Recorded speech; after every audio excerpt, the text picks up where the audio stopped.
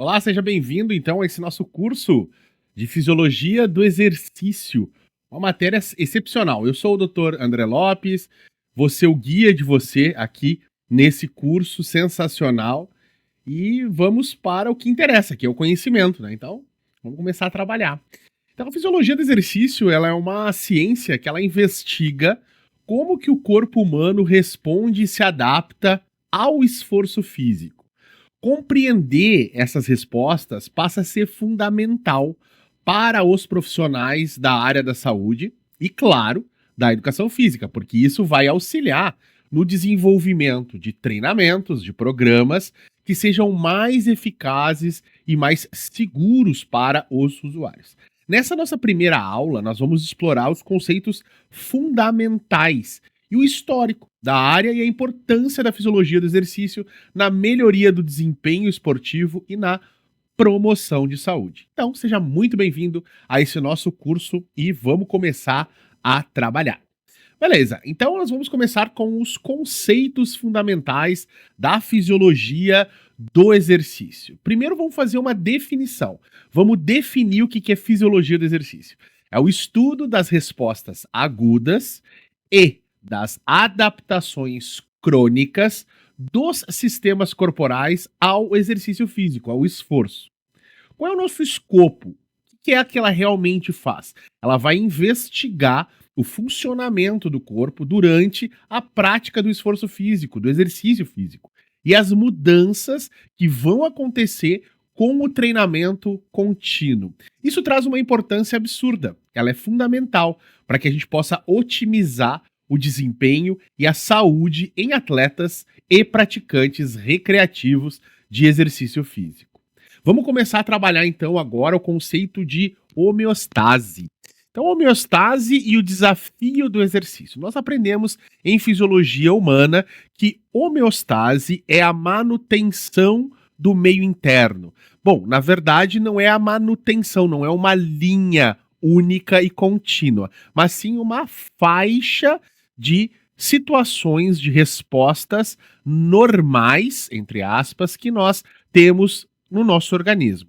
Então nós esperamos uma variação normal da pressão arterial, uma variação normal dos batimentos cardíacos, uma variação normal da respiração e assim por diante. Então, homeostase é a capacidade do organismo em manter um equilíbrio interno em condições variadas. Ou seja, se eu aumentar a demanda de gasto energético, o meu organismo precisa lutar para manter os fatores adequados, como por exemplo a pressão arterial. Eu não posso fazer um exercício de musculação e o meu organismo explodir uma pressão arterial muito alta. Não, ele precisa brigar com isso para manter essa pressão aceitável, a frequência cardíaca aceitável, a sudorese, o suor aceitável. Então, o desafio do exercício é com o exercício físico que nós vamos alterar esse equilíbrio.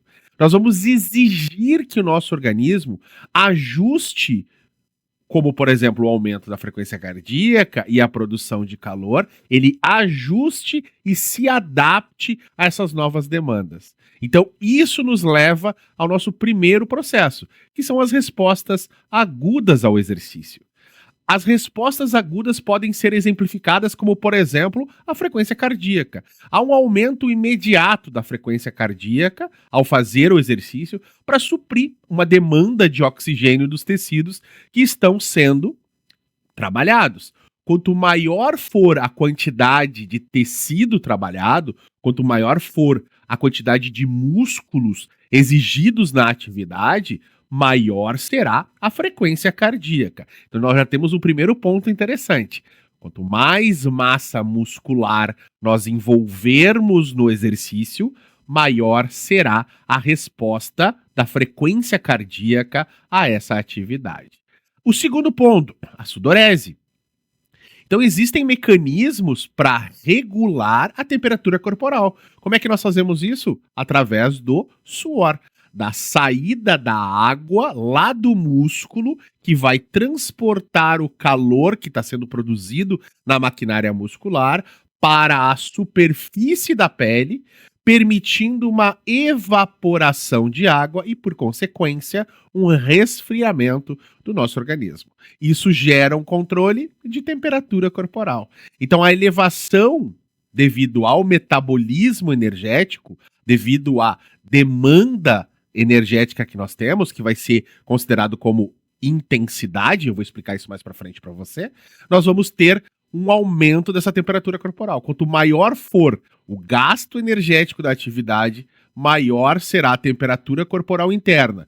Por consequência, maior será a taxa de sudorese, de suor, e por consequência, maior será a frequência cardíaca. Esses são alguns exemplos de resposta aguda ao exercício. Agora vamos falar um pouquinho sobre adaptações. Adaptações crônicas ao treino. As adaptações crônicas, elas são diversas, mas eu trouxe para vocês duas para exemplificar. Primeiro, a hipertrofia cardíaca. Então, o exercício físico, de forma geral, ele muda, sim, cronicamente, as estruturas do coração. Então, há um aumento do tamanho e, claro, a força do coração para melhorar a eficiência de bombeamento. Isso é um efeito positivo do exercício físico. Muito tempo se pensou que isso seria um problema, que o exercício físico traria problemas de hipertrofia cardíaca patológica ou uma doença hipertrófica cardíaca. E depois, mais tarde, com o advento da fisiologia do exercício, se descobriu que esse aumento é um aumento natural, normal e positivo. É uma adaptação crônica ao treino. O segundo ponto também tem a ver com o sistema circulatório, que é a capilarização muscular. Então, o maior número de capilares surge com o treinamento físico para melhorar o transporte de oxigênio aos músculos. E isso também é uma adaptação crônica. Quanto mais nós treinamos, maior vai ser a rede de capilarização muscular, permitindo uma troca tecidual mais eficiente. Agora a gente vai entrar sobre os princípios da especificidade do treinamento. Isso é um ponto muito importante e que nós precisamos compreender, e a fisiologia do exercício permite que nós mapeemos exatamente as necessidades específicas do treino. Então nós vamos ver que esse princípio, ele fala sobre o treinamento ser direcionado. As adaptações fisiológicas, elas são específicas ao tipo de exercício realizado. Por exemplo, se o exercício físico traz diferentes demandas energéticas, se ele é mais oxidativo, nós teremos adaptações mais oxidativas. Se nós temos exercícios mais glicolíticos, nós temos mais adaptações glicolíticas. Isso se refere a diferentes estímulos. Então, por exemplo, para eu melhorar na corrida, eu preciso realizar corrida, para que eu fique muito bom nela. Se eu quero melhorar na natação, eu até posso fazer corridas, mas eu preciso ter um treino específico, que é a natação. E assim, musculação, se eu quero hipertrofia, a melhor forma é trabalhar com pesos, com cargas. E isso, todos eles trazem adaptações gerais, mas, claro, adaptações específicas, da especificidade das adaptações fisiológicas que a gente espera. E isso tudo tem a ver com os objetivos esportivos. Então, nós temos treinos específicos para melhorar o desempenho nas atividades escolhidas. Se eu tenho um jogador de futebol, eu preciso, então, identificar as características do esporte, as características do atleta e direcionar o treinamento para essas especificidades. Depois nós vamos entrar em outro princípio importante, da sobrecarga progressiva. Sobrecarga progressiva, ela diz o seguinte, que esse estresse, esse estímulo dado ao organismo, ele precisa ser progressivo. Eu preciso estimular de forma que esses estímulos sejam sempre crescentes. Claro que em alguns momentos eu vou ter pausas, recuperações, mas de forma geral, olhando, somando aumentos e reduções, a curva de crescimento da sobrecarga precisa ser maior. Isso é muito importante. Sobrecarga não está relacionado somente com carga, mas sim com estresse. Eu posso ter uma mesma carga de trabalho, mas alterar, por exemplo, elementos de volume. Eu posso correr a 10 quilômetros por hora. 10 quilômetros por hora é a minha carga. Se eu correr 5 minutos, é uma coisa. Se eu correr a 10 quilômetros por hora, 10 minutos, eu tive uma sobrecarga temporal maior.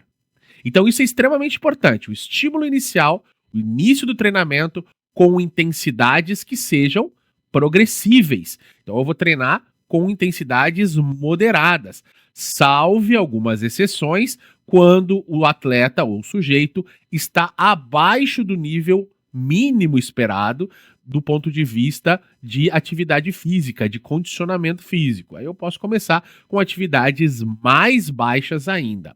Ou quando um atleta chega na minha mão e aí ele já está num fluxo de trabalho, aí eu posso começar com intensidades um pouquinho maiores. Mas o que nós precisamos entender é que existe uma progressão, um aumento gradual das cargas e da duração para desafiar o nosso corpo.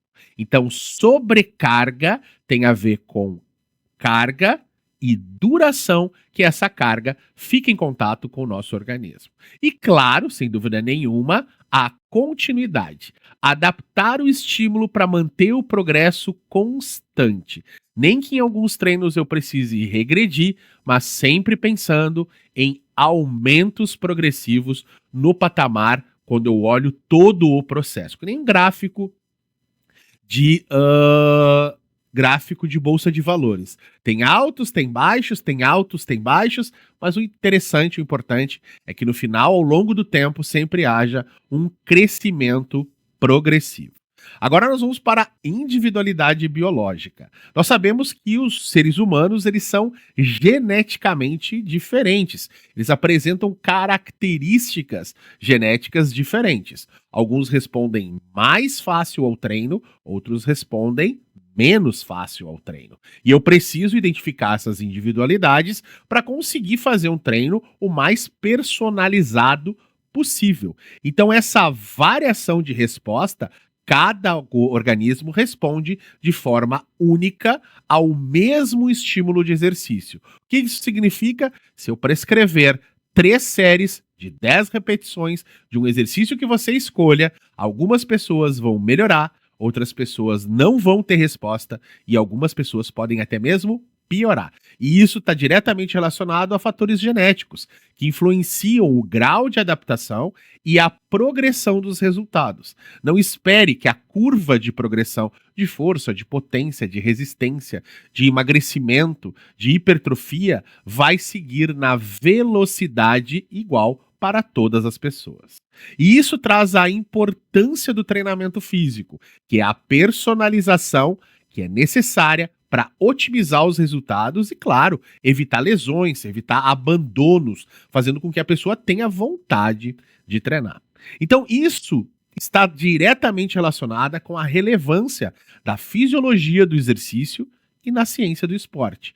A otimização do treino está pautado na base científica para elaboração de programas de treino que sejam eficazes. Isso permite que a gente possa exigir do organismo, prevenindo lesões. Então, compreender as respostas do corpo para práticas mais seguras passa pelo entendimento da fisiologia do exercício na ciência do esporte.